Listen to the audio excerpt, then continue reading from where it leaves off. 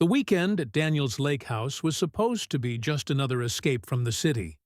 Bonfires, late-night swims, the kind of carefree summer nights we lived for.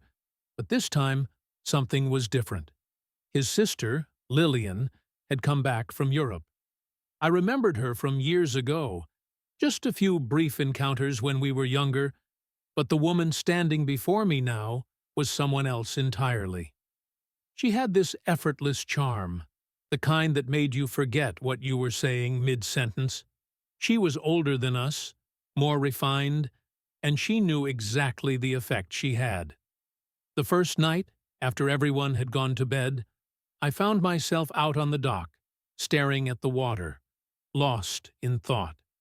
Then I heard footsteps behind me. "Couldn't sleep either?" Her voice was smooth, almost playful.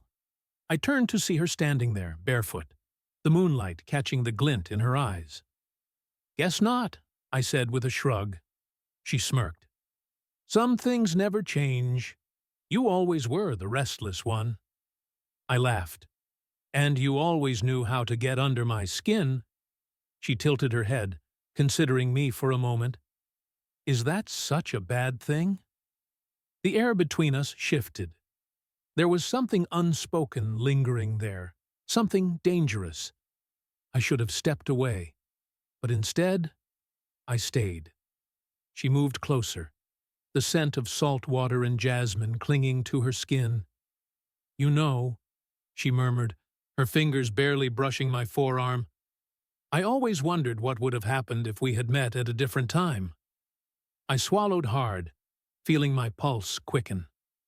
"And now?" She smiled, slow and deliberate. "Now, I don't really care about timing." Her fingers lingered on my wrist, a silent dare.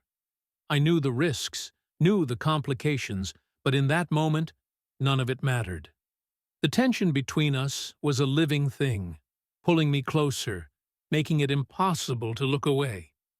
The night stretched on, the world around us fading into the background, and as her lips finally met mine, I knew there was no turning back.